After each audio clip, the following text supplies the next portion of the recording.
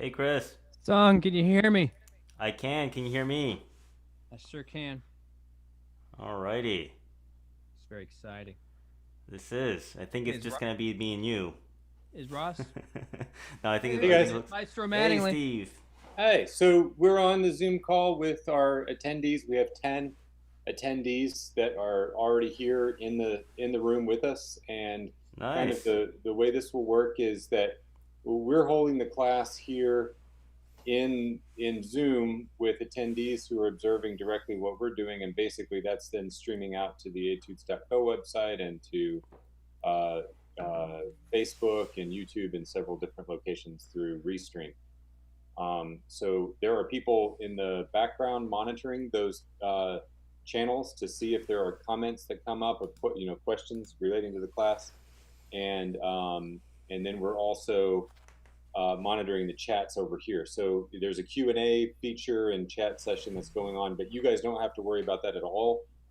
Our assistants in the background and I are watching out for it. So you I just treat have it a like a regular master class. I have a question Yeah. already. I'm already causing problems. Um, I have the scores pulled up on my iPad, Mm-hmm. and I have my cell phone positioned so like we can have a view of the score, and we can even mark on it for people to see. Is there a way for my cell phone to be one of the? Yeah, the way I would say that probably would work is to call in to the meeting on your cell phone too. But I've done that. I've done that. okay, I think and I'm in as a attendee maybe, yep, and they can but promote you from there. Let me see. It says Chris Sell. yeah. Yeah, so Ross or Mike or someone Look at this. promote Look Chris at this Sell. There guy. we are. Hey, There we it's go. already happened. Yeah, that's it. Okay, now I have And to. so then, Chris, I have a question for you. Is to at some point you need to send me what that little folder thing is, because I have one like it, that kind of thing. Oh god. Yeah, but I need you to show me what that one is because it looks better. I don't know if it's better. I don't know if it's better. I Yeah, mean, it's sturdy, I guess, but it's a it's the same sort of thing. mine was advertised as mine was advertised as something for people to wear, like this. Oh, hey, look at that. You walk around with your phone in front of you. It's like playing a Here. harmonica. Yeah, Yeah. yeah, yeah, yeah. Exactly. It's like you're Neil Young or something. Here we go. Start video. Okay. All right. Now I There we gotta switch the Hey, we go. got camera. two Chris. We got two Yeah. Chris's. All right. All right. Hang on. Let me see if I can get this just Hey, right. is my volume level okay for It, speaking? it's great. It's Yeah. Okay, great. good. I don't even think you don't have to really speak up that much. It sounds like Okay. your just normal volume would be fine. Are we good? I hear nothing from your guitar, Chris. Really? No, no, My really. I didn't hear that at all. Okay. Hang on. If you don't have your original sound, it might be. No, I have a. I have a. Oh, it should be coming through. It should be coming through. Do that one more time. There we go. Good. Yep. Yeah. Yep. Yep. Bird. So, yeah. So, I don't know if it'll help or not, but we can Very good. see that and mark it up.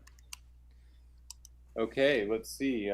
We've got two of our performers here. We have four performers all together today, and we're just waiting on a couple of them to join the call, but we're going to go on and start the class, and they can simply join in at a later time. So, Chris, Hey, let me close my door so a 7-year-old doesn't like scream during the performance or something. Sure, right, right, right. Oh, well, let them scream. I'm gonna show off my fancy camera while Chris is doing that. So check this out. Okay. I got the Wow. multicam.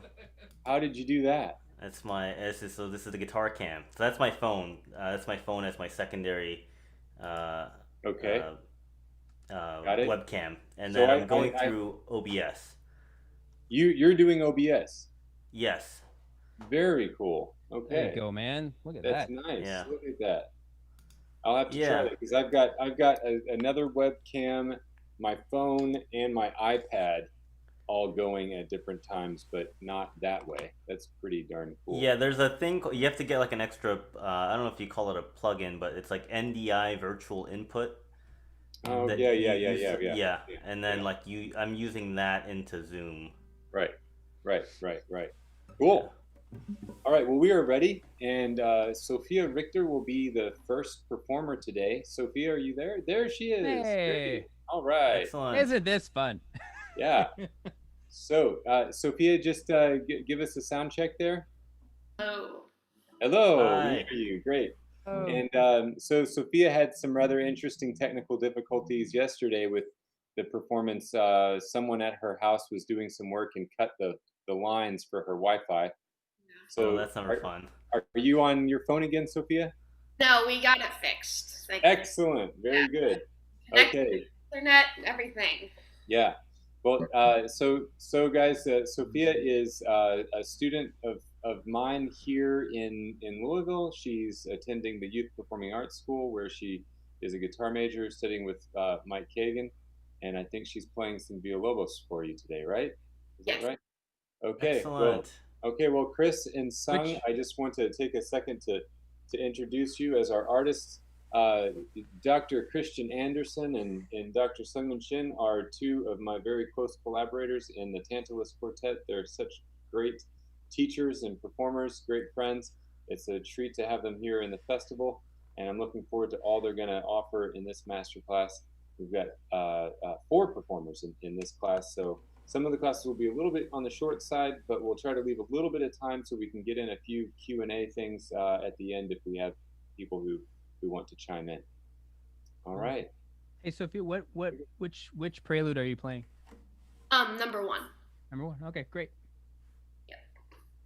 All right, great. I think whenever you're ready.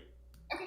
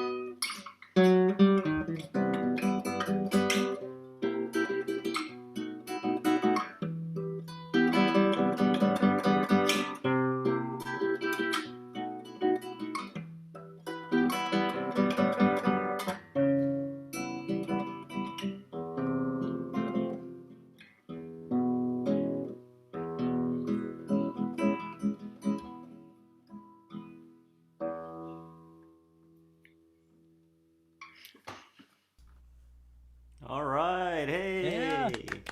Very nice. Okay. Hey, Well. so this is the part where I say something and then Sung says something completely the opposite to me, and then I say something and Sung will say totally contradict me, and it'll be like. I'll tell them to cut off Chris's mic. Actually, I just got Sung. I mean, I don't. I'll let me just go first, really quick, if I can. Go for it. There's just a couple of things I'll bring up, and I'm sure Sung has stuff. Obviously, I just don't want to forget, so I want to go first. First of all, let me tell you, all those diminished score, all that stuff, the intonation was really great. That's the thing everyone messes up, like everyone. You know what I mean? It's a really long time. I had to practice a lot on that. I can tell. Really good job. Really good job. So I just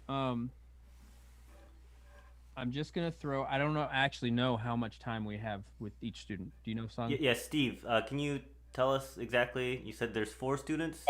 So there are 4 students. We roughly need to wrap up around 5:30. The competition finals start at 6, and the tech side of thing needs some time to kind of pivot. So if we wrap up by like 5:40 at the latest, we'll be good. Like half hour per student. We can kind of anticipate that. For now, though, there are only 2 people on this call, and the other 2 performers are not here yet. So Great. I'm going to go ahead and say treat it as if there are only 2 players on the call because the other ones aren't here. Oh, okay, cool. Yeah. So 5 hours per student. There we go. That math works. Yeah. I hope you're in a comfortable chair. No. Okay, so the other part that everyone that this piece of music is infamous for is the arpeggio, that quick arpeggio section at the beginning, right, or in the middle. That thing, right? So I would just say, don't play the easy part fast, and then the hard part have it like hiding. You know what I mean? Yeah. Because this piece of cake, you can play that and that's awesome. You just go boom, like right through it. But then like that I could use more definition. I know we're on Zoom and the microphones are funny and everything, but I have a feeling da da da, those 3 16th notes I think could be a little more clear and maybe basically it sounds like the arpeggio is like super duper fast, and then the arpeggio those last 3 have to slow way down because it's awkward. Those are the 3 notes, right, that we all have to deal with when we learn this thing. I would love for the arpeggio to just slow down and relax on it to make those 3 16th notes at the end of it be easier. You know what I mean? Okay. And then have them speak more. You know, I would much rather hear, you know, than, you know what I mean? Not that you sounded like that necessarily, but no, I know. But that's the point. You know what I mean? Yeah. So I just wanted to bring that up, and then a really little thing, on some of those, you know, you do,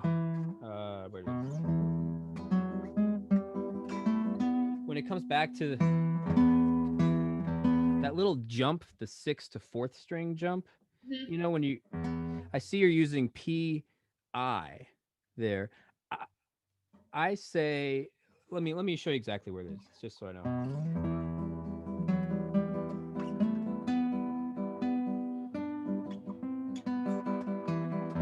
Yeah, like measure 6, the downbeat of measure 6. Do you have the score in front of you at all? Yes. Hold on, let me pull it. Okay. Measure 6. Got it. Yeah, it's that E to B.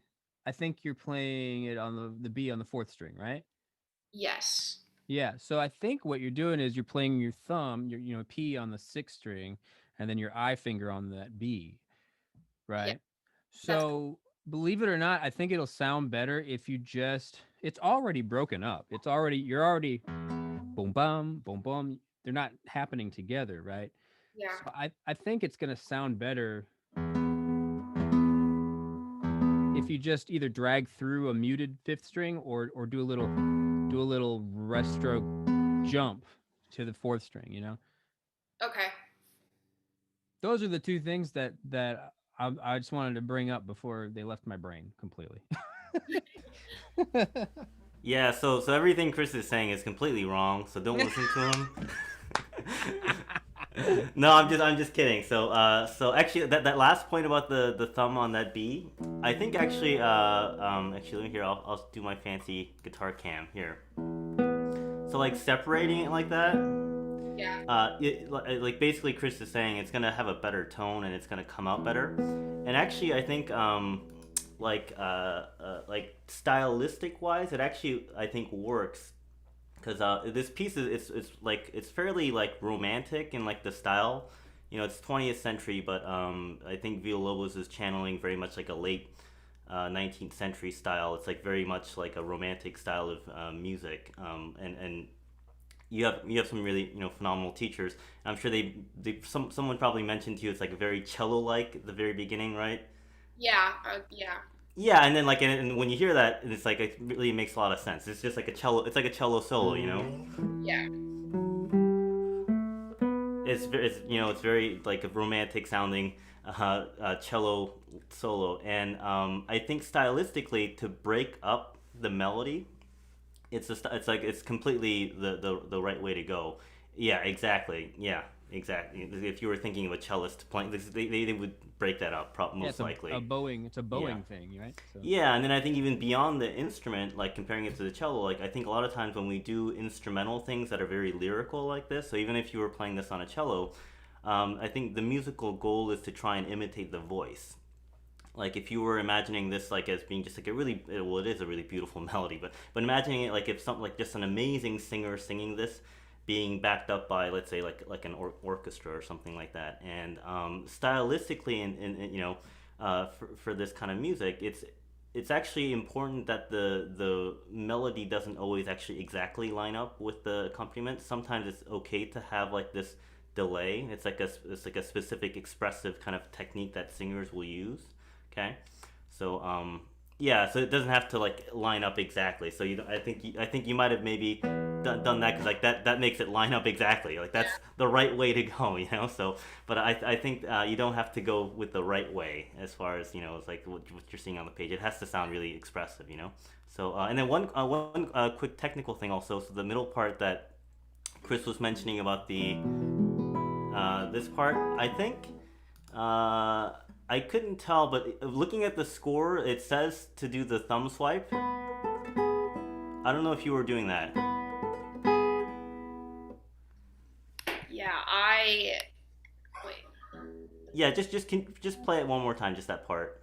I was doing with my thumb and my middle finger. For all of the little things, right?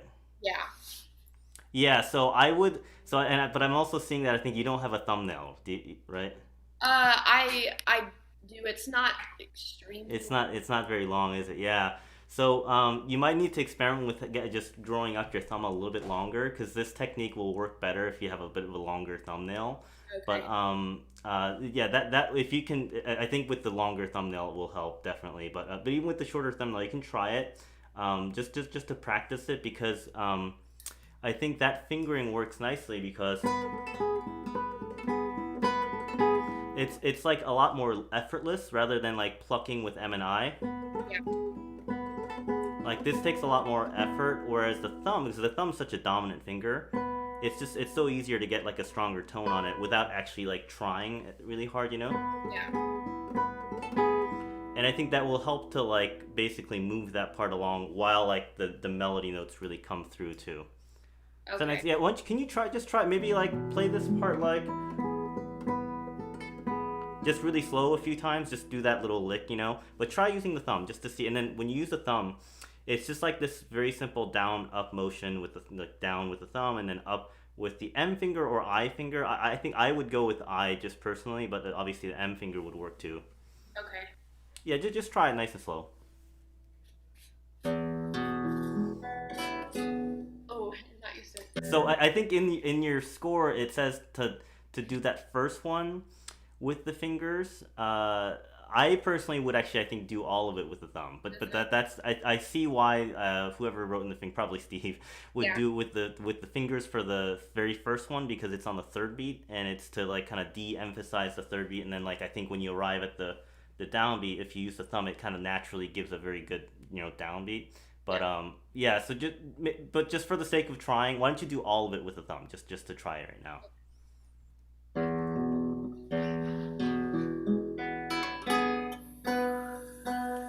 Okay, so when you do the two notes, it's the thumb, and then when it's the single note on the first string, it's the I or M finger. Okay.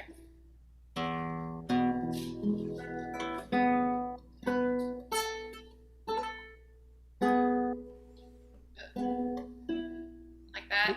Hey, Yeah, son, pretty close. you're talking like that, and then you got Yep, thumb, yep, and then M, and then thumb, like that, right? yes, exactly. So thumb Yeah, down, M up on the first string. Yeah.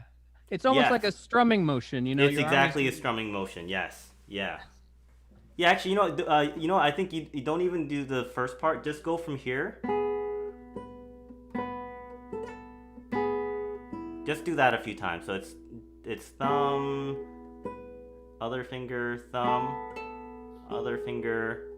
Whoops, actually. Yeah, so it's like I'm gonna actually just gonna say down up, okay, just to simplify it, because the other finger you can use, like I said, M or I. It really doesn't matter, but it's really like down, up, down, up, down, up. Okay. Can you just try that part?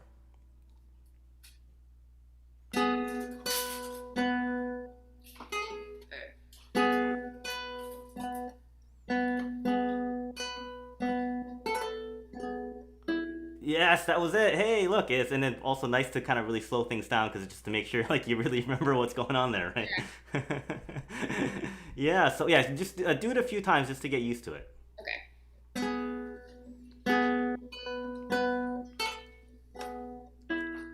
Yeah, get just a few more times. Should I do the same finger every time, or should I Why alter? not? Why not? That's what I say. Yes.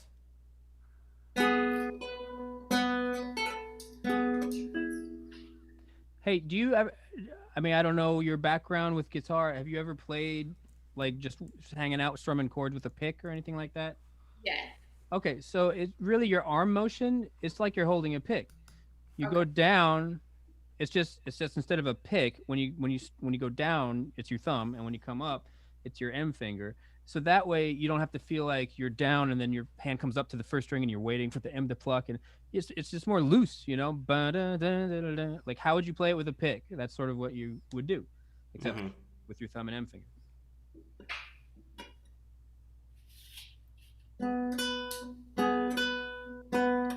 Yeah.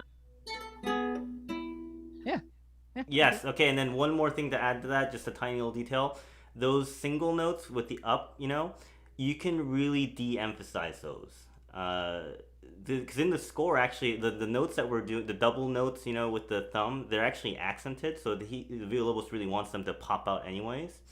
And the notes in between, by the way, because they're alone, they actually come out naturally on their own also. So it's almost like you have to like counteract that even more by really de-emphasizing. And then like going back to what Chris is saying about strumming with a pick, it's actually if you ever teach students like to do strumming that like have never played guitar, and you're trying to get them to strum with a pick, everyone has a really hard time with upstrokes. 'Cause it's like gears grinding or something.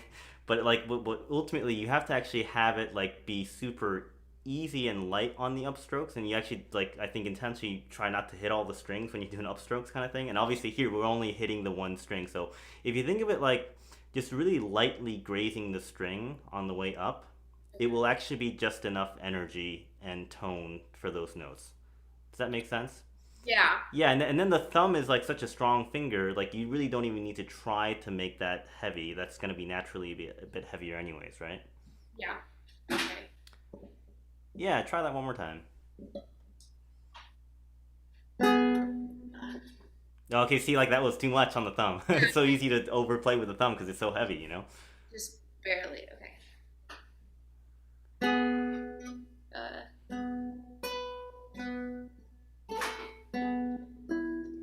it's in there. Yeah. Yeah. Okay. Yeah. Can you do one quick thing? So your right shoulder, it's a little bit like this because Yeah. we get tense, when we do these kind of things. Watch, do this. Can you do this? Just make it extreme for a second. Just like really over your right shoulder. Oh, sorry. Yeah, and then try playing for a second. Okay, it's like you don't even need to play. It feels really uncomfortable. Right? So actually, now like let it go for a second, and then try playing just nice and slow. Okay.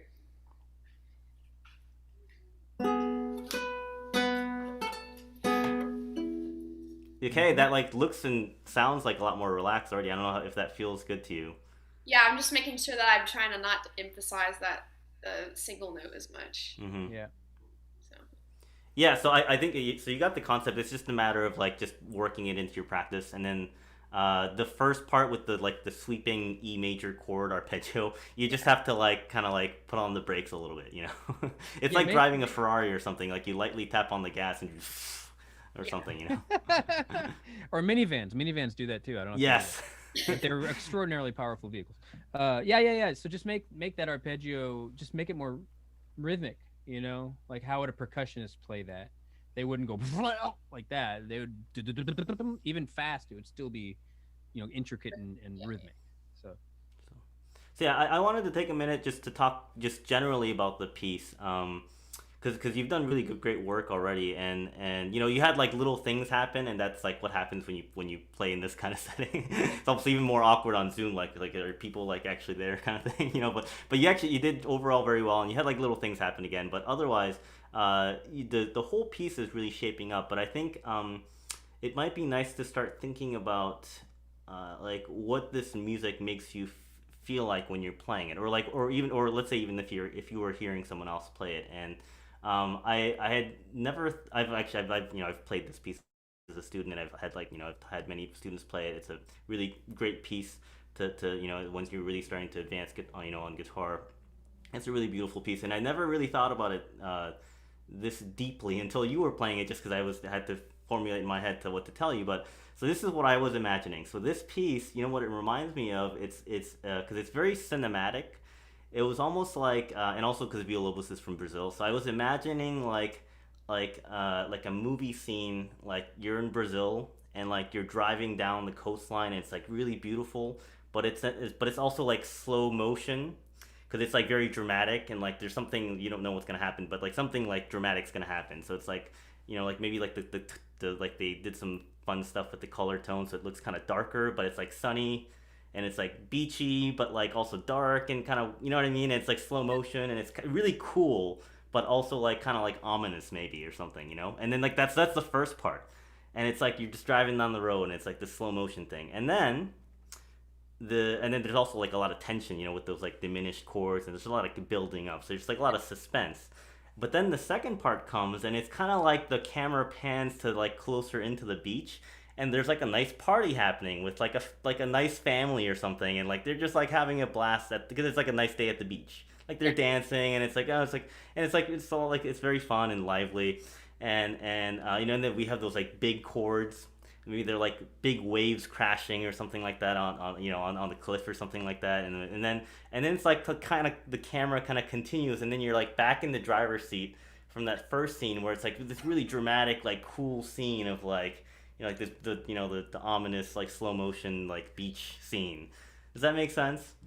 Yes, like they're gonna get in a car crash or something. Or exactly, yes, yeah. So I don't know. I when I play music, for me it's important to kind of like have like some sort of story, even if it's like something kind of wacky, and obviously like even if it's something like that, like the audience might not get it like that. That's what you're thinking in your mind. But I think if you play with something really vivid in your mind, like it helps you to shape the music in a very specific way. And then it lets and then like if you have listeners that they're very creative, they can make their own little story, And so with that in mind, so I think what I would like to hear in the first half, or the first section rather, is like much longer gestures. Okay. And you were actually doing really nice in some of the parts. Actually, I think like Chris was saying, like those diminished chords were really great actually, and that part in general, you were doing the phrasing very nicely. It was like kind of a really nice push and pull. But before that, a lot of it was, I think you were really maybe like worried about like playing the right notes and like the right chords and playing the right strings, and so you were like I think really in the moment, like moment to moment, and you weren't really thinking about like the long gesture of how like the music is really unfolding. I don't know, Yeah. does that make sense? So but then so for me like I would imagine like kind of that scene where it's like this like you're like driving down but it's slow motion, so it's like this really cool like long feeling. Does that make sense? Yeah. What Okay. Sung is not telling you is that he binge watched the entire first season of Miami Vice before this class, so it's like all in his head now. Speeches, the tension, it's all there. Exactly. Yes. You gave away my secret, Chris. Yeah, yeah. Yeah. So and then the second part, like the more like the lively party, it just has to be more rhythmic, and I think that like lines up with what we were trying to say technically. Like it has to be more rhythmic, and it has to be more rhythmic, not because like we want it to like be the right rhythm or something. I think it's we want it to be rhythmic because we want it to like dance more. Yeah. Does that make sense? Yeah. Hey, Yeah. can I I wonder ask? if it. Yeah. Sorry. I was just gonna. Can I ask you, Sophia, if um, have you heard recordings of this piece being played? Yeah. Yeah, I've watched different versions of it. Is there any one that pops out at you as being your favorite, or? Um, I liked Martine D. Dooley. Yeah, sure. Yep. I like that version a lot. Um, I don't So know. Oh, sorry. Go ahead. that's okay. So I just want to make sure that as far as phrasing ideas and like specifically accelerandos, diminuendos, and like the overall push and pull of timing. Yeah. I don't want to come. I don't want to. I'm going to totally contradict Sung now. No, I'm just kidding. Um, there were moments where I felt like it was like sort of, and this is aging me, but sort of Shatnerized a little bit, like William Shatner's acting style. He would go really fast all of a sudden, and then he'd slow down and emphasize. Like it's just crazy. I don't know. Do you know who William Shatner, the original James T. Kirk from Star Trek? He's. It doesn't matter. It really doesn't matter. But, Yeah. but Wrong age group, Chris. yeah, I know. I'm Yeah. so sorry. But I just want to make. Sometimes this happens to us when we listen to other versions and we want to, whether consciously or subconsciously, imitate the versions we really like, and so we end up doing similar phrasing, but it's not. It doesn't have the internal pulse stability that that you need to have in order to do the push pull stuff. So am I making sense? So I don't want you to. Um, it's always good to sort of take these larger sections and not necessarily play it with a metronome, but um, definitely have a sense of what is a downbeat, what is an upbeat, all that sort of thing. Yeah. So when it's time to accelerate, or pull back, that structure is still there, so it doesn't sound Shatnerized. Patent pending. I'm pointing it over. Okay. Well, should we have Sophia play the beginning just to see? Can you just start it one more time? Let's just hear the very beginning. Okay. Like try to play like in time, like really in time, almost. What do you Like think, Chris? Should we have her play it like really strict first? Uh, no, I don't think you need to just have fun with it. Play, just do your thing. But okay. just now that that's in your head a little bit, maybe it'll just sort of happen. Okay. See what we got, and then we'll yell. We'll yell really loud if it's wrong. It's bad. Okay.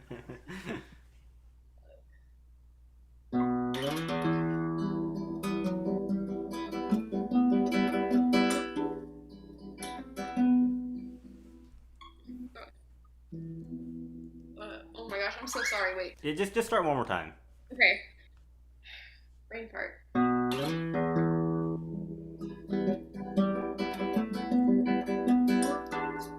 Oh, so hey, Sophia, by the way, when you play the high D, there's no low E there. It's just a D by itself.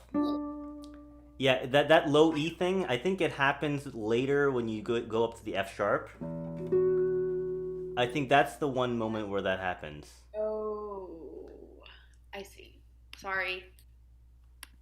Yeah, so yeah, it's just the E or the D by itself when you get there. Got it.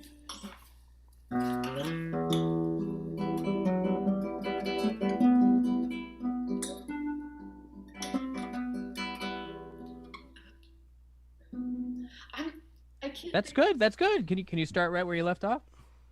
Yeah.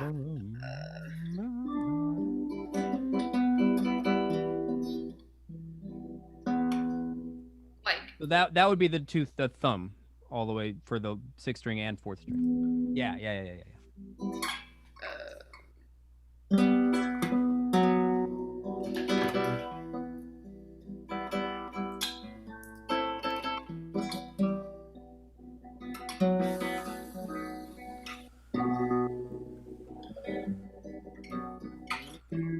Okay, so sorry to stop you, but yeah, so already I think it's starting to kind of actually already shape up a little more. Two quick things. So that low, the like here, and then when you do the E, I actually like doing the E down here. And actually, I think that's the fingering that's given in the score, because you can do this very cello-like thing. It's kind of squeaky, and then so I think people avoid that because we have like squeaky phobia. But honestly, I think I'm not too afraid of squeaks myself. So. Well, I think you can avoid the squeak when you go down to the E. Mm-hmm. You know what I mean? Like you can do a little, what do you call it? A little helicopter from where are you coming from there? The B, right? Yeah. You're talking about measure 5? Yep. Yeah. So it's like the B, and then it goes down to the E. Yeah. So when you're up here and you go down to the E, I don't think you can eliminate that squeak very easily, and then slide on the way up. That's fun. Mm-hmm. Can you quickly try that? Like go from the D, and then go down to the E on the 2nd fret, and back up to the B. Yeah. And then actually, so when you go back up to the B. Yeah. You would do that separation like the low E and then that B. Yeah, can you try that? Go from the high D.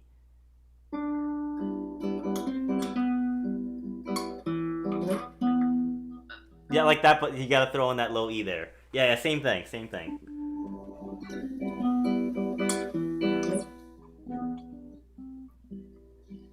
But should I slide into it with my 3rd finger? So there's a little trick you could do.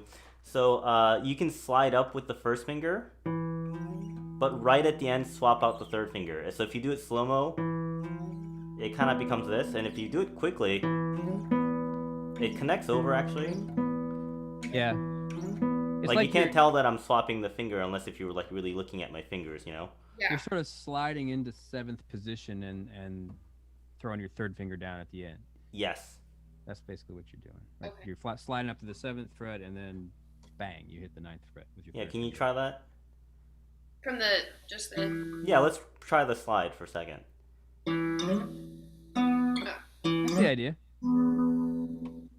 Yeah, do it a few times. Let me throw in really quick. The broken up on the downbeat of measure 6, the E, the low E happens first, because you're breaking it up, boom, boom. So that low E can mask, you can really not be freaked out with your left hand at all. You can just slide up. You can even do it. You can even pluck that open 6th string while you're still sliding if you had to. You don't have to, but you know what I mean? Like I'm exaggerating, but you're going to be plucking that open 6th string. You don't have to have the B down when you pluck that 6th string. You know what I mean? Yeah. Okay. Look at that. Mm-hmm. Yeah, that was nice. Yeah, that generally sounds way more expressive. When you pluck the string while you slide up to it. Just the whole thing sounds. Yeah, good. just the whole thing. Yeah, like with the separating and the slide, all of it just made it sound more expressive. So and then now let's go back to the beginning one more time and try all of this one more time. And then so see if you can take, you know, anytime you have the chords, um, try to think of the chords. Well, because you know, like the chords are the filler. The Yeah. chords like fill it, all the gaps between the melody notes. Okay, and that's where I think having this visual of like driving down the beach, but like in slow motion, really helps. So it's almost like the melody notes are like actual things you're actually seeing. Like you might see like a person, and then you might see like a big rock or something. I don't know. And then like so the actual things you're seeing, and then but there's like the scene is still there, like as a whole. You know that you're as you're seeing little things pop up, and because we're driving by and it's slow motion, like the things that go like you know like that are in the background kind of they don't like speed up and like slow down like kind of erratically. Yeah. It's fairly smooth, right? Does that make sense? Yeah. And Oh, they I might got a great actually visual. they might like slow down and speed up a little bit because there's a lot of things happening because you're driving down the road. but they don't like it's like not like it's like not like sudden shifts in like the speed. Does that make sense? Yeah. So kind of keep the chords very, not very, but like have like a pulse. Yeah, it's like more steady. But I don't want you to be thinking though like as thinking of them as like metronomic though. Yeah. Okay. They're rolling. They're It's kind of rolling. yeah. Da, da, da, dum, da, da, da. In trumpet, it would be different tonguing, right? You have ta ta ta ta or da da da da.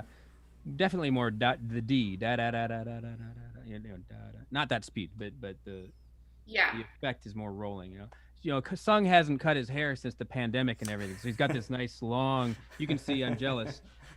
So every time he says slow motion, I'm picturing his hair in the In the wind, wind, yeah, there we go. slowly, just beautiful, just beautiful. So those are the chords for me. That's what I would, Yeah. if it were me playing, that's what I would be picturing. Or you know, or have And you ever for been, here on out will be what I'm picturing all the time. have you ever been on like a boat out in the ocean before? Yeah. Yeah, so you know like when you're out like especially like really out, like the waves are so big, like so you can see and feel the waves, but then like usually I mean it depends on the conditions I guess, but let's say like it's like a really nice day out on a nice big boat out in the middle of the ocean, like you can see and like feel the waves, but they're so like subtle and like the motion is so like smooth, like there's not like jagged motions, you know. It's I guess that's kind of the feeling. Like so those in between, like there can be movement like slowing up and like going up and down or like slowing up and slowing down or speeding up and slowing down, but it's not it shouldn't be like noticeable in like a micro level if that makes sense. Kind of gradually slow down. Yeah, exactly. Like everything it's just like it should just feel like a really long gesture. Okay. Yeah. Can you try from the very beginning up to that slide moment just to see if that feels better now? Okay.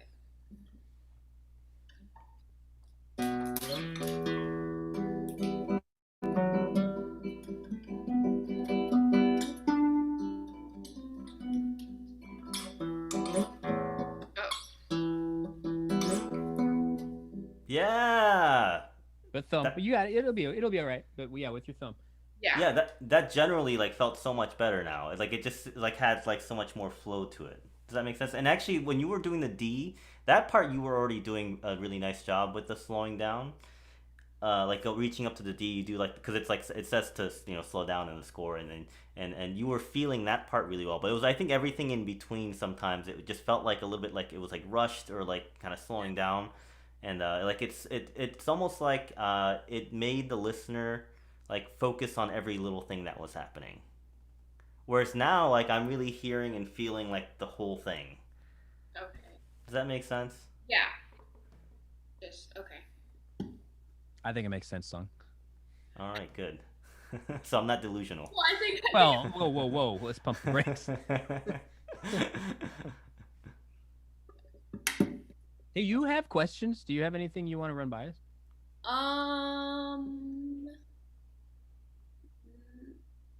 Not off the top of my head. Okay. No.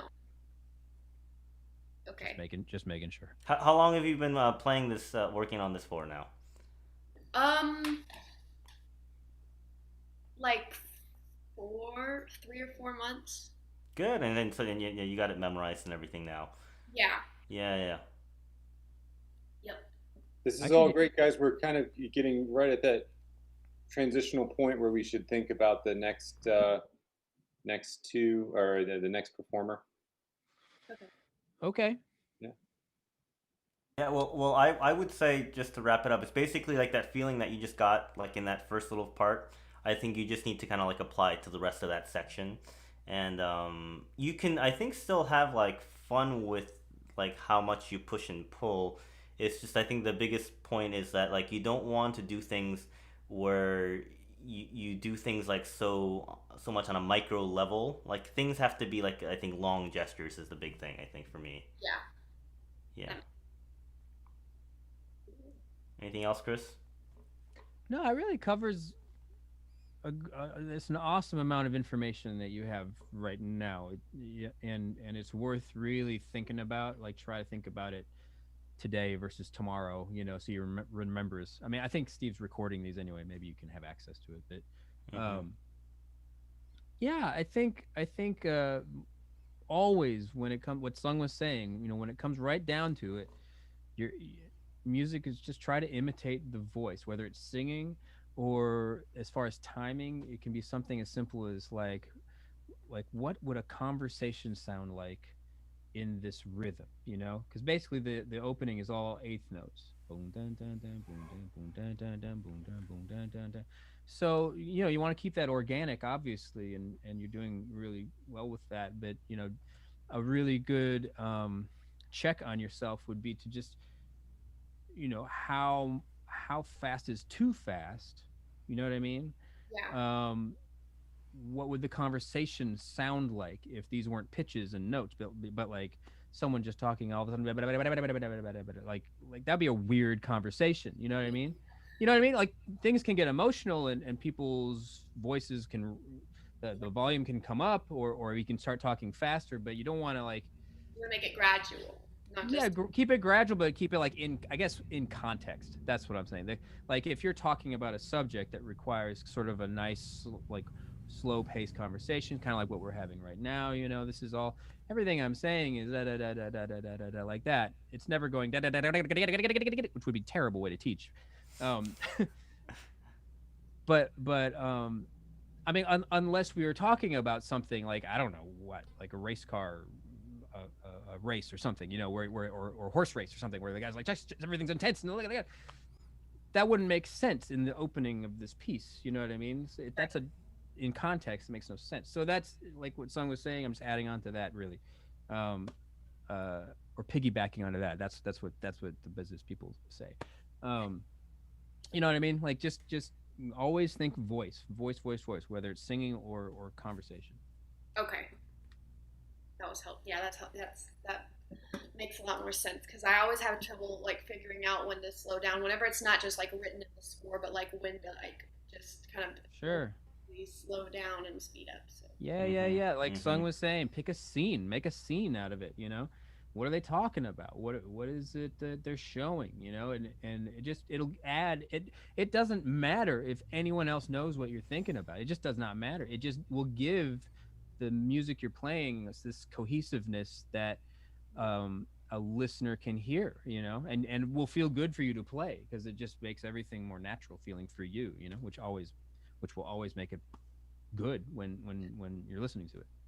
Yeah, and actually, and then just one last thing. Sometimes, having those visuals in your mind also like helps you to just relax, especially in a performance situation, because we get so bogged down with the technical things. Or like oh man, like that note was buzzy. Like, oh, I missed that one little note. Like my tone was crappy on that note or whatever. So like, there's like a million things that we think about. But then like if you just like forget about all that technical stuff and like have like that visual in your mind, it can actually help you to just really like just channel the flow and just really feel comfortable and let the music happen, and I know, so, and then like that's granted that like you've done the work in the practice room, that, and like you've really like done your homework, and like you know what's going on, that and obviously clearly you've done your homework. So it's just like, I think now to translate it to the performance, it helps to really be relaxed. Yeah. Unless your visual is this. Like Steve's face doing that. That's a bad visual. Don't do that. Oh, sorry. Oh, dang it. He's watching. I keep forgetting. Great, guys. Thanks so much. Yeah, Thanks. thank you. Great job. Work. Great Very job. good. Yeah, Sophia, thanks for playing, great Sophia. playing. Yeah. we'll talk in next lesson about what to listen to and what they said and whatnot. No, I'm kidding. Of course, that was all fantastic work. I can't wait to see that film that Sung just painted for us. I'm telling you, that's just he's trying to make it Brazilian. That's all Miami Vice. It's all Don Johnson, coiffed hair. It's all Miami Vice. Yeah, great. All right, so we have another performer. Joseph Glasser, are you on the call here? It looks like you are. Can you unmute and show us? Hello. There you are. Hi, Joseph. Hey. Joseph, did I say your last name correctly? Do you say It's Glazer. Glazer? Okay, yeah. I had a friend that had the same last name and pronounced it Glasser. Glazer. I know there's a different way there. Good. It's good to see you. It's great to see you here. I've enjoyed your videos that you've shared with us in this festival. What we're going to do now is just go from here until about 5:30, or rather, 5:30, 5:40 Eastern time, and Sung and Chris will work with you further. So I'll let you guys take it from here. All right, excellent. You go by Joe or Joseph? Joe. Joe, awesome. What are you playing? Capriccio Oribe. Great. There we go, classic. Well, let's go ahead. Never heard of it. No, just kidding. All right, whenever you're ready.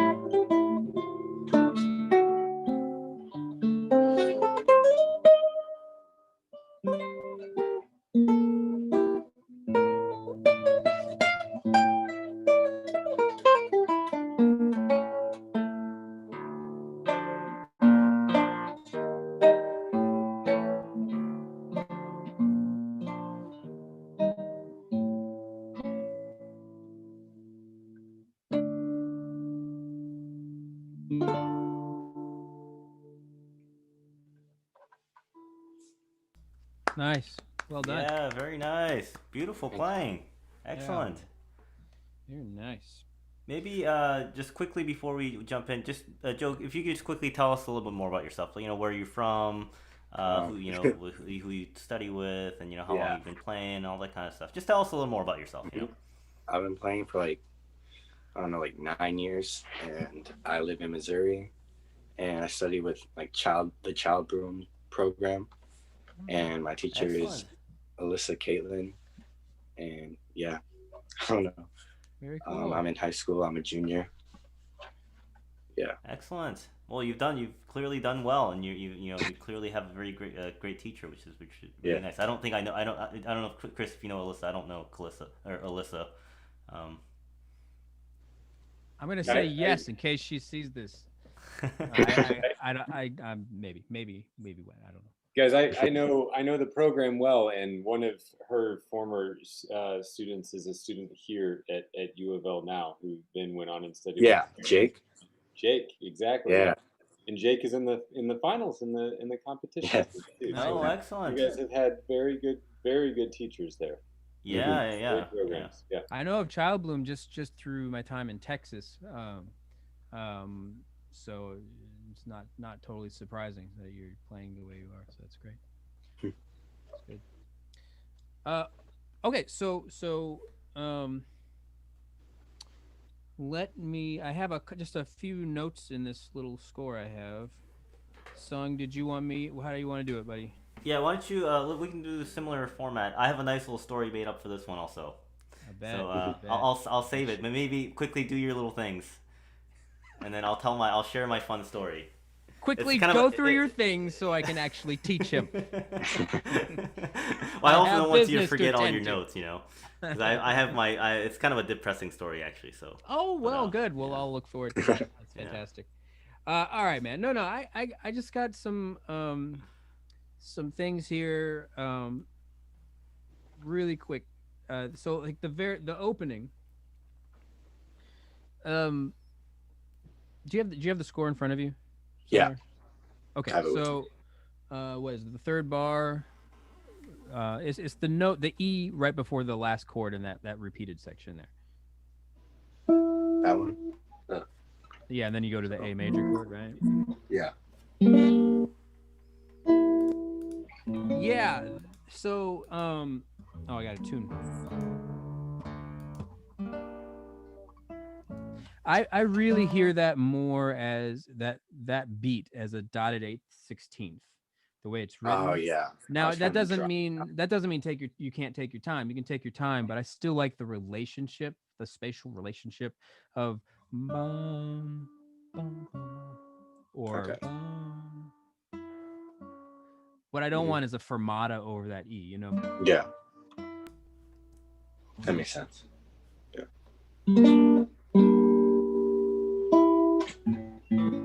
Yeah, and what I would just I'll just throw this in there too. So you're doing a bar Mhm. for that chord, right? Yeah. You can actually when you get Oh yeah. when you Lift play it. after you pluck that E, lift the bar and just have the E Okay. ringing and take your time to set up the A and then play it.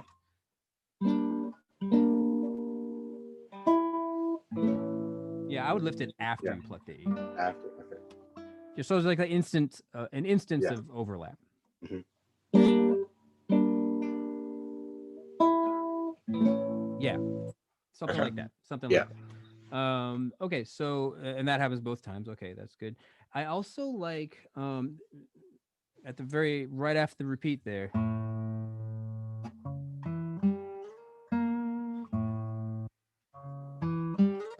I like a little more motion with those eighth notes. Okay. You got a nice low A that's just hanging there, you know. Yeah, Okay. I don't think you need to take so much time with the next three eighth notes.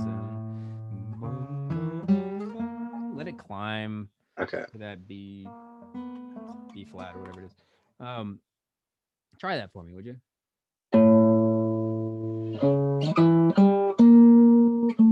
Yeah, musically for me that's just phrasing makes Yeah. more sense. Mhm. Are you playing that fretted, that A, or are you doing an open A? Playing with my fourth finger. Is there a reason for that? Just for the vibrato? Vibrato, and then I also just reach back with my first finger for the next note. I mean, that's fine. That's totally fine. Yeah, for the vibe. Okay, and then so then you got the scale run happens, right? So the real trick with these scale runs, all right, is on paper they look fast, they look intimidating, and they just look fast. All those black dots crammed in one little, you know what I mean? It's like it just the thing visually screams tension. You know, it's terrible. Like what would make way more sense, and I realize due to the economics of page turns and saving costs on paper, publishers probably can't do this. But from a practicing standpoint, these types of scale runs would be way easier if they would stretch them out. You know what I mean? Like 2 lines long, where you can just like really take your time and see.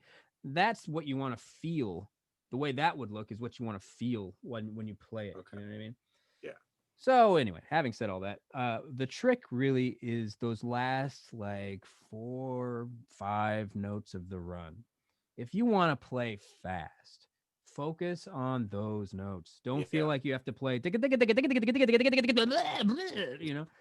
Some people can play that, and that's great. God bless them. But you don't need to do that. You know, you can really shape it, have fun phrasing it, and then just tear it down on those last like, you know, A, G, F, E, B flat, something, whatever it is, you know. So I would encourage you to just focus on. Why don't you focus on starting on the low A at the end of that run? Can you play from there? And you can do it slow. Just play those notes.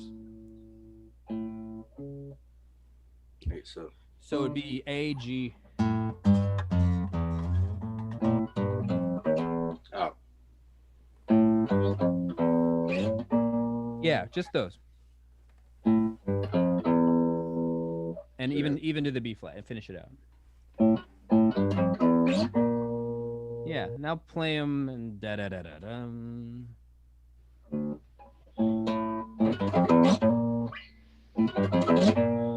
Yeah, do it again. Okay.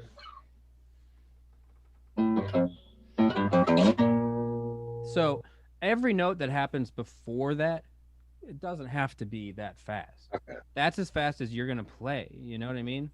Yeah.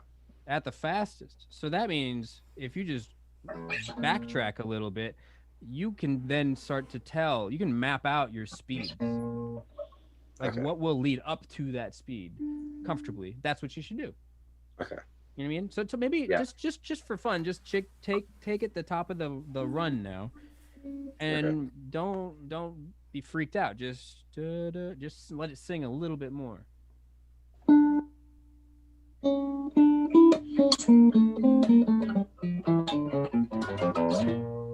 Yeah. See, now I would rather hear that. Yeah. I know it's not what I know it's not exactly what you wanted it to sound like yet. You know what I mean? Mhm. But that was already better. Yeah. That did So sound better. lean in that direction, I think. Okay. You know, explore those ideas. Mhm. And to respect Sun's depressing story, I'm gonna keep going here. Okay. I have a quick little comment. Yeah. That when you see that on the paper, like the crazy like fast notes, it's kind of like if you've ever been to a restaurant where you have to order, the menu's on the wall, and then like it's really busy and it's like it's your turn, but like the font is so small that like you can't read the menu, and it's like and then like you have to order and you're like, oh my god, like I can't read the menu.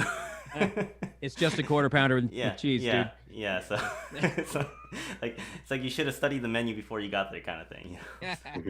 No, it is. It is really funny. I mean, that's a whole different conversation. We could have my opinions on notation and what scores are supposed to be doing versus what they kind of do to us as performers. You know, like they are supposed to be something for us to translate for audiences, and sometimes I think composers or publishers, they get too cute with it and they just like cram notes in there, or you're supposed to figure stuff out on your own. It's like, dude, just make it easier, so we can play the stuff, make the music sing, and they can buy more scores. All right, I'm done with that. So okay, at the end of this, okay, at the next double bar line, when the main section starts, okay, can you play? It's the first measure of the third line. Can you start there? Yeah. Getting into it. This one or the one before? Okay. So going into that. Okay.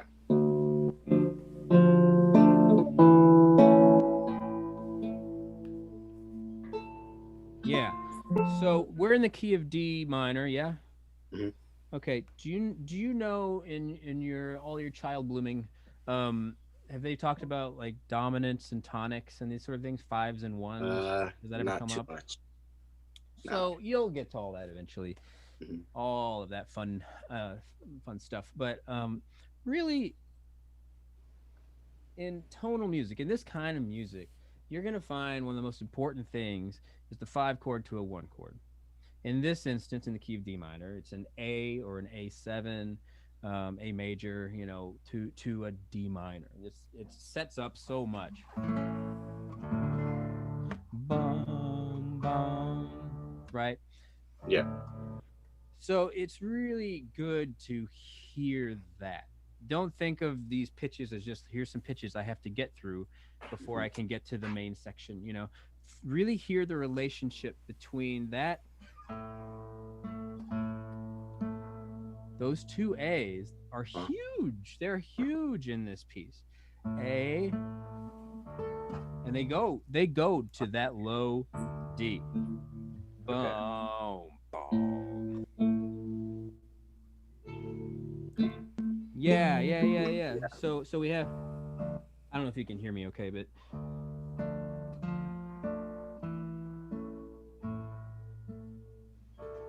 So you want boom,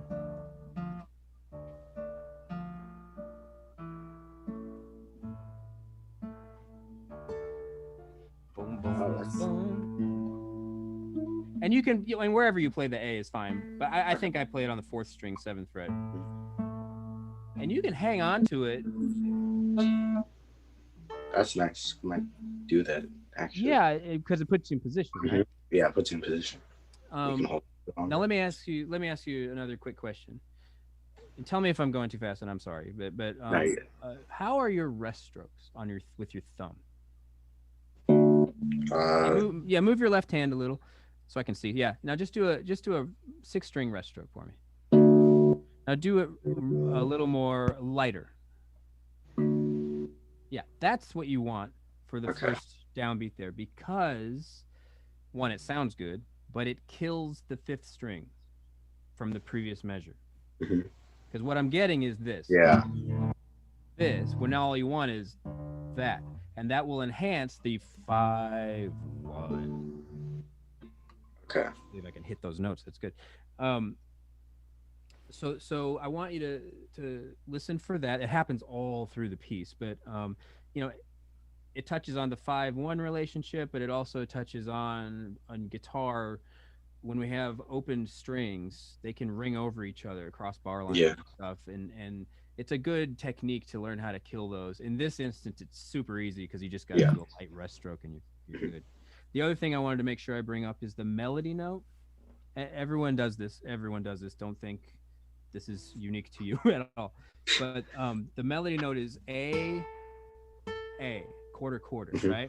Here's the way everyone plays it. Everyone plays the that's not the melody. That F is part of the accompaniment, the harmony, right? Yeah.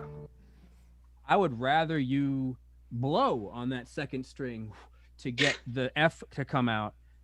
You know what I mean? Even if it's inaudible, is to me, I prefer to hear those chord notes. Yeah. Right? It's hard to do is the reason everyone brings it. Feels like it's a guitaristic thing. It's in the chord shape. It feels like it's so easy to pluck it too loud. It's just easy. Yeah. So your job is to back off on those upbeats so you can hear the melody and make it sing and be connected. Going back to the voice, like we did with Sophia, right? Okay, so does that make sense? Yeah, that does make sense. Okay, I'm gonna keep trucking. Okay, at the first ending, same thing, the 5-1, that open string. I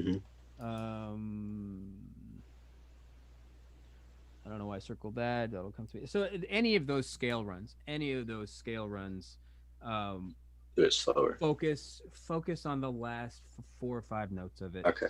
If you really want to work those notes up quick, focus on those. What were you gonna say, son? Yeah, what Chris was saying earlier about like working backwards, like get the very end of that scale, like just you gotta like get that smoking, and like that's gotta like sound like that's gotta be the best part of the scale, really. It's like honestly, like if you buzzed on all the notes and like you missed half of them, but then like the last 5 notes you just rocked it. It probably would still sound pretty good, actually. Okay. He's gonna remember you said that at the next competition. I know, right? You said. Yeah. No, it's true though. It's true. I don't know what I was talking about there. So, at the bottom of the second page. Yeah. Can you start that run on the high note and just start it? It's like a really quick thing I wanted to say. Where? First string. Oh, that one? Yeah.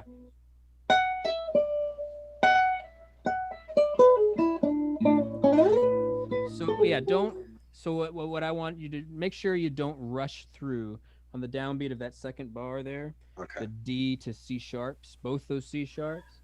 I want to hear la da da da da da. I gotta hear that. If that's not there, it just sounds like you don't care, Okay. That whole start, the start of that line, ba da da da da da da da da, it ends on the C sharp. Okay. So you gotta give it an ending, right? Even if it happens fast.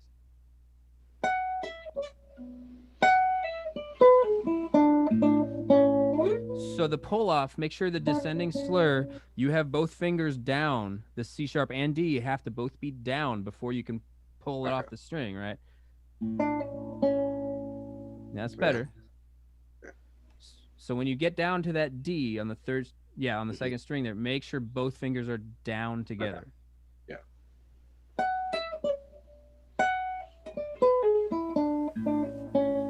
Yeah, and then now you can don't leave that last D. This one. Lean into that last D. Don't skip over it. Lean into it actually. Okay. Da, da, da. Okay.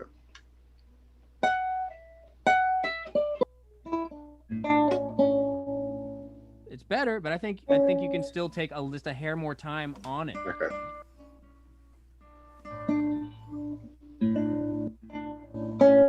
Yeah, that's better. That's better. Good. Um, and then the only other thing that that is not sort of a repeat of what I said. This it's almost like the high point of the piece is that little run on the last page, second line, last measure. That one. Mm-hmm. I mean, that is sort Really of important. that's certainly for the major section, right? I mean, that is definitely like emotionally the probably most important part, right? Mm-hmm. So everyone wants to crescendo to that high E because that's the natural. It sounds good, you know. Mhm. I always, this is a personal, like this is an interpretive thing. You can totally throw this in the toilet if you want to. But I actually start. It's one of these runs that like I start quick and slow. Do everything the opposite. I start quick and slow down as it goes up, and then do a decrescendo. So that E has to, and no other strings can be ringing. No sympathetic harmonics or anything. Just that E, a quiet E, soaring, hanging in the air, and that's when you'll get like all your eyes. Yeah, that's when like you want people to have like teardrops like coming down their cheeks, pretty much. That's a huge moment in this piece. Yeah. Yes, singers do that all the time. Really great singers do that, no matter what style, like whether it's like classical, jazz, or pop. They'll do that kind of phrasing where they scoop up to a really high note, and you expect them to like kind of like really belch it, but they actually don't. They kind of like. But you know what I mean? Yeah, that's. I think that I would definitely second what Chris is saying. Yeah. It's a surprise. Our good friend Apostolos Paraskevas, he's a brilliant composer, friend of the group, and I remember talking with him all the time. And he's like, a piece has to have surprises. Otherwise, what are you doing? It's just like paint by numbers kind of thing, you know. Like that would be a surprise, you know. And it's just it works. So I would consider that. I would consider doing that. I think, and that's basically it, because after that it's sort of a recap and it's just more of that 5-1 and killing the open strings that I wanted to say. So I will bow out now. Thank you. Do you have any questions? I went through a lot of stuff really fast. No, I'm good. Thank you. All right, good. So you guys ready for my story? Yes. It's gonna be sad. It's gonna be a sad story. So I think it's the same story. So actually, before I tell my story, though, I think it's important to understand the context of this music. It's kind of it's a context that's a bit foreign to us in a way, but this music is very operatic. Okay, so basically, like most, if not all, music from the 19th century, because opera was such a dominant form. Instrumental music was just so much of it was influenced by opera. Okay. And unfortunately for most of us, and I'm assuming for for you that you probably have, I don't know if you've been to an opera before. I'm gonna assume no. It would be actually very surprising if you did. so yeah, I first went to an opera when I was in college. You know, I was a music major, and that was my first introduction to opera. And I by no means I'm still not like an opera buff or like opera. Like I know very little about opera, but what I do know is that it's very dramatic, and it's just like and I think if you think about but you've probably been to like plays though, like, or musicals, right? Yeah. Like probably at your high school or whatever, or like maybe if there's professional theater in your town or something. But so it's pretty much the same thing, okay? Just opera just sounds way more like serious and stuffy. But it's basically the same idea, okay? It's just a different style of music. It's and obviously within opera there's a lot of different things that happen to different styles and all that stuff. But just understanding that like this piece, which is instrumental, it's for solo guitar, originally written for the guitar.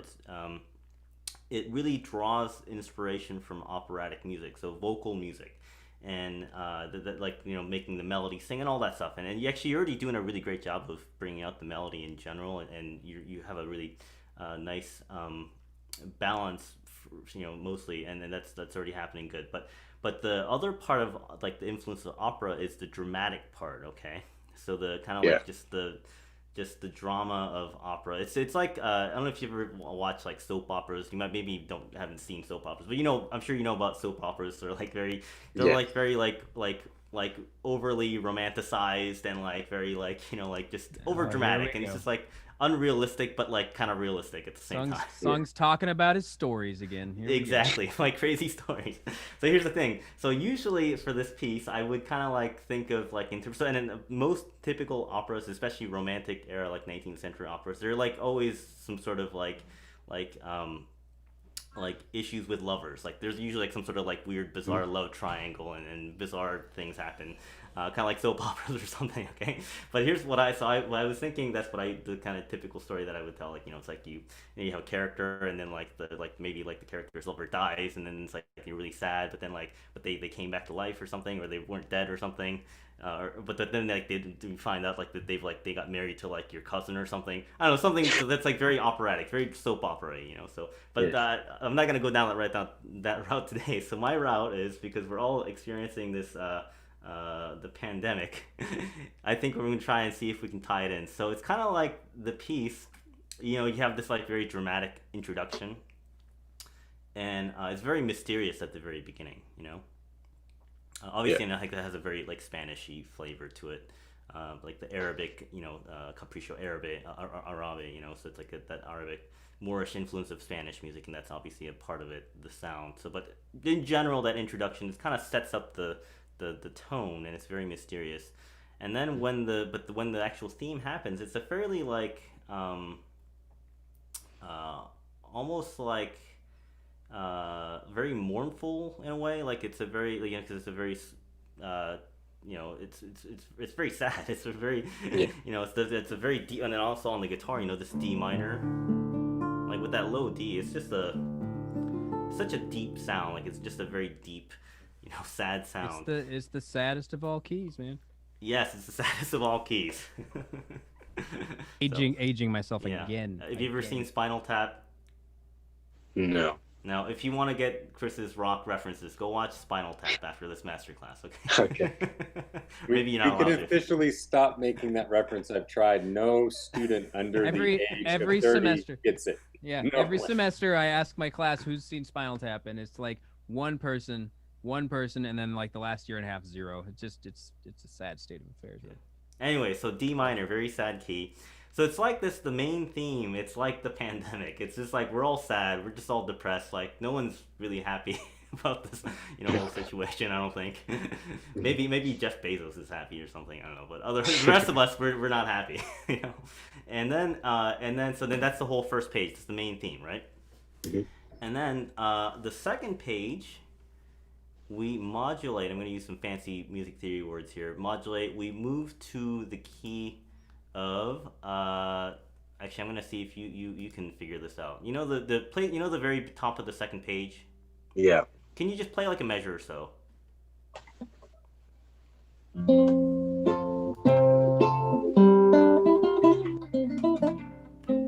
Yeah, it's very lovely. It's definitely not D minor anymore. Do you know what key that is by any chance? It's okay if you don't know, but I just want I to know what have key. no idea. I'll be honest. That's okay. So I'll tell you.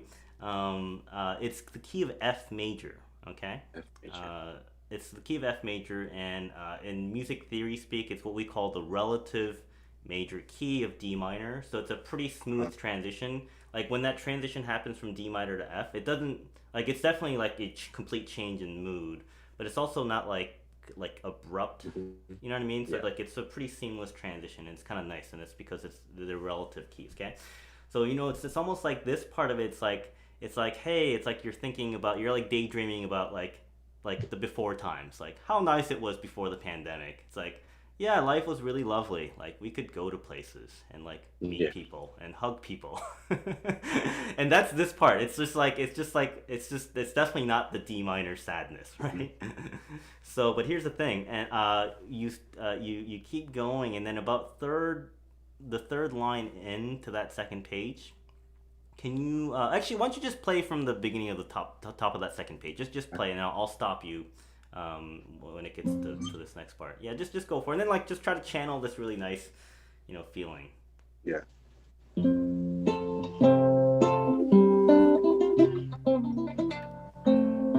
And then just actually, well, sorry to stop you. Just one quick thing, because I have a feeling Chris is probably thinking about this too. But that right there, the Those. melody is the C's. The chords, Oh yeah. like these chords, they're actually just an accompaniment, so you have to really Yeah. play them softly. Yeah. Yeah, It's so hard because it's physically sort of difficult. yeah, it's kind of an awkward place for that. So but when you yeah, just when you have your hand all contorted, it's hard to pick out some notes within that chord shape and leave others down, right? you know what I might even do just to kind of just quickly talk about technical things. I would separate that C and the F.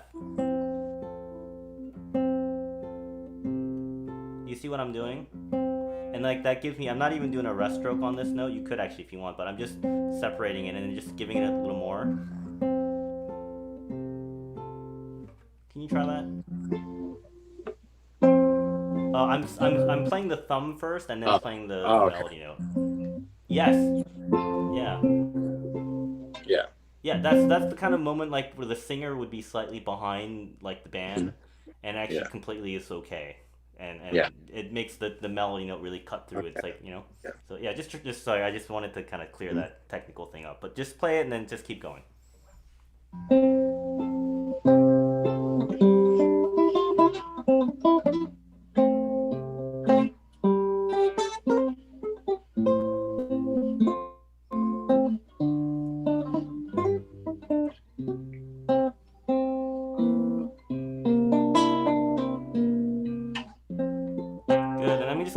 Stop you there, and I'm gonna kind of like quickly explain. So the operatic kind of tie. So the beginning of this section, the melody, it's in a slightly lower register. So it could be like a tenor singer or like maybe even an alto, like a low female voice, and then it jumps to like a higher voice. Mm-hmm. So it's a bit of like a duet. So it's like two people singing. Does that make sense? Yeah. And I think that's important to kind of like make that distinction, and that's a very much like an operatic thing, and as like it translates to like if you ever watch like a Broadway play or something or a musical, and they do like ensemble pieces where they do like a duet or a trio, and they sing sometimes like separately or then sometimes they come together kind of thing. That's what's musically happening here, okay? But the most important thing, the general feeling, it's like if you imagine like two people singing, like you're daydreaming, and it's like two people singing about how wonderful it was like before. COVID, pretty much, okay? So, and they keep going right from that moment. Okay. This one? Yeah, just keep going from right there.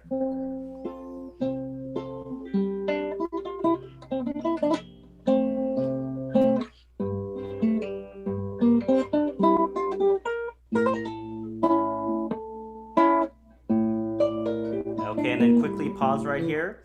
Notice how here, like, there's a big change in the mood all of a sudden. Like, that's the moment where it's like your daydream is interrupted, and you're like, yeah, it's not like the before times anymore. It's we're living through a pretty rough patch here, and it's like a nice little reminder, like saying, hey, yeah, it's not so peachy anymore. And just from the theory standpoint, what's happening here is notice how there's a bunch of low open A strings. Yeah. So that's that thing that Chris was talking about. That's what we call the dominant, or the 5 of the key of D. And musically, what Torrega is trying to do compositionally, he wants to bring you back to D minor, okay? Right? And then there's these like really tense moments, like where those low A's, it's for about 4 bars, and then you have that big chromatic scale, which is kind of just like an extension of that. It's just he's trying to bring us back to D minor, and it's very tense, you know? But then what happens after that big chromatic scale, though? Can you jump right to so like let's pretend we just play that. So it's like the goes right back into the happier like relative. Yeah. So well, actually, it's not the same key anymore though. Can you play play that part right there after the chromatic scale?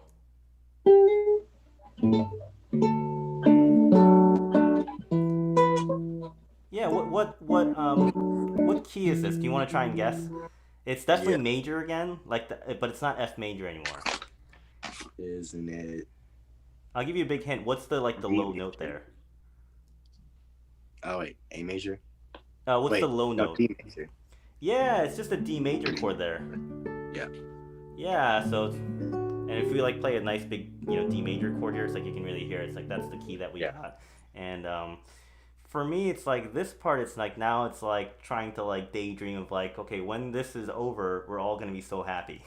Yeah. Okay, it's like, please God, like let this pandemic end so I can go like have a party with people, and so it's like you were kind of like your dream was getting like you were like reminiscing the before times, and like it was just like Yeah. happy thought, but then it was like you were like your thoughts are being brought back to like it's like the present now of like not being so great, but then it's like but you dream a little more. It's like how awesome is it going to be when this is all over and we Yeah. can just all have a good time, so that's what I feel here. And then can you play from there, keep just maybe we'll hear a little bit from here.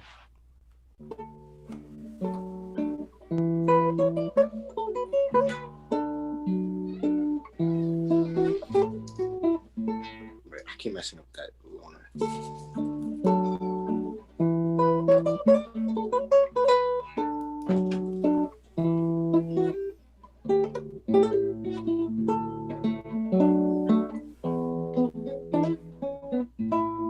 Yeah, keep going.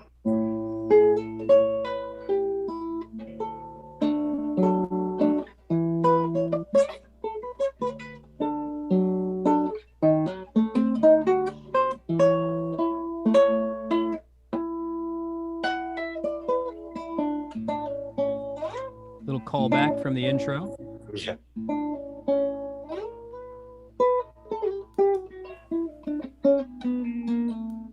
Good, keep going.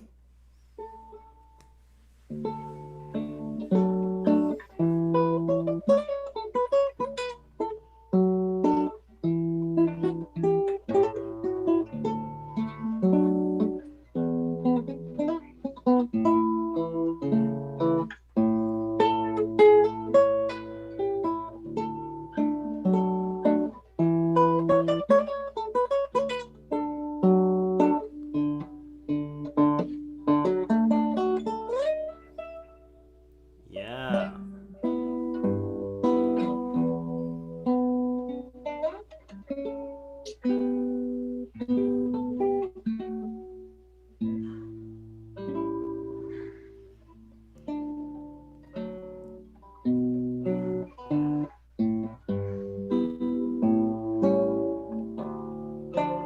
Okay, and then we get back to the minor right here, right? Wake up So it's again. like it's like you're thinking about like how awesome it's gonna be, and then everyone's gonna be super happy when this is all done. And then that nice moment that when you go up really high, and which actually you did a really nice job already, of taking Chris's suggestion there. That's like that moment where everyone's like really emotional, like, oh my God, it's gonna be so awesome when this is all over, and we can just like not worry about the coronavirus, so it's like that's that moment, like everyone's so emotional, and then it's like, but it's like you're brought back to like reality of now. Yeah. And then it's like because you have the main theme, the sad depressing theme again. Does that make sense? So it's like it's Yes. kind of like it's like a scene, and that's where that like the operatic like like the like the like influence, and like if you're thinking about like is like a scene in a movie or a play or a musical, it's the same thing, it's like very dramatic. Yeah. And these kinds of like things, these ideas, it's nice to kind of have some sort of thing in your mind, because it helps you to make sense of the music more. Does that make Yeah. sense? And even if I think not just for this piece, but whatever music that you end up playing, sometimes like if you haven't had like the rigorous like music theory training yet, it's okay. You don't have to get bogged down with like having like understanding everything, because you can feel music. Like I'm sure like you've already like Yeah. kind of had. I think everything I'm saying about the storyline probably made sense to you, like just Yeah. based on like how this piece and how like the piece already sounds. So it's like Yeah.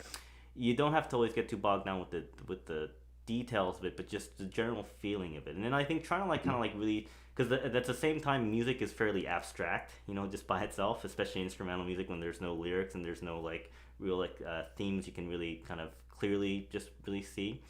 But it's like you have to kind of like, I think, put ideas to it, and it helps you to like really interpret the music and really internalize the music for yourself also. Does that make sense? Yeah. That makes a lot of sense. And like Okay. the story. Oh, sorry. No, I was you gonna go, say, you go.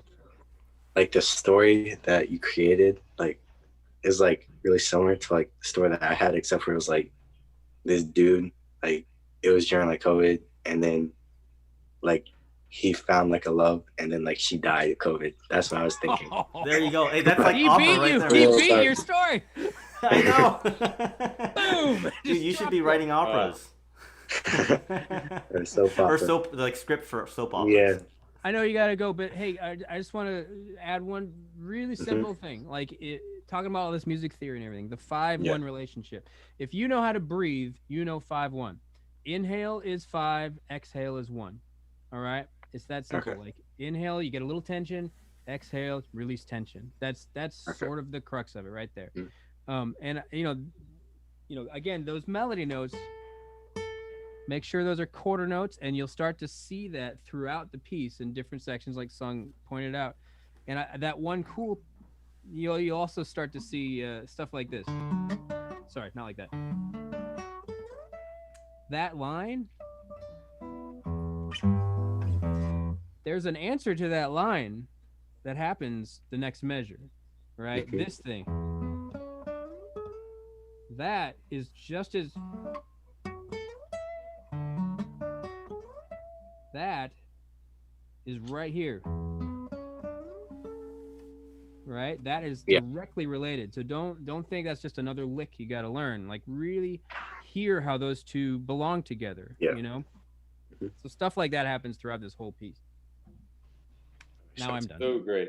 Great advice, both Sung and Chris. Joe, really great playing and great job adapting to their comments very quickly. Good work there. Very quickly. Yeah, very nice. Great to hear you from next door in Missouri. We have to wrap up the class now, though, and pivot to the finals, which will be coming up here in about 20 minutes or so. You can watch the U of L competition finals for all 3 divisions, youth, collegiate, and the open division at 6 p.m. Eastern Time. It can be found at etudes.co on their website, also on YouTube and Facebook, and some of us will be watching it here in the Zoomosphere. So I hope you can all join us. I hope you and stay afterwards for the special treat of TY's concert starting at 8 p.m., followed by the announcement of the winners. And let's give a big virtual round of applause for Sung and Chris. Great class. Thank you, guys. Yeah, bravo. It was great to have you all here. All right, everyone. Good to see you. Thanks for joining us here. Great to see you, Steve. Yeah. Great job, man. Thanks for Great having job. us. Bye. Yeah. Thank you so much. Thank you. All right, you're welcome. Thank you. Can't wait to hear you again. Yeah.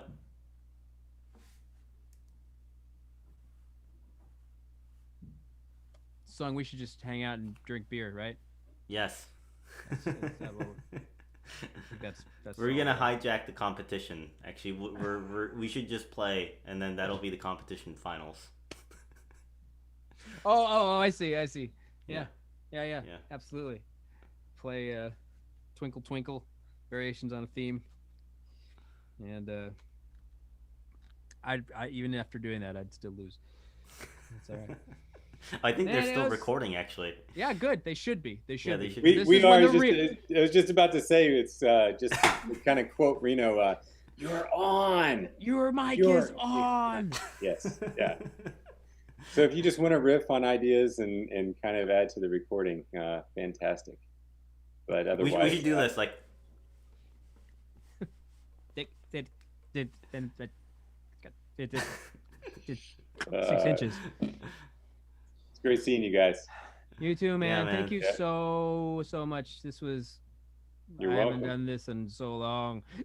It's been. Really I know. Nice. This is so fun. We need to do it more. Yeah, Sung, I love teaching with you, man. Yeah. This is so fun doing. Actually, I'm having a really great time doing this via Zoom. I wish we could figure out a way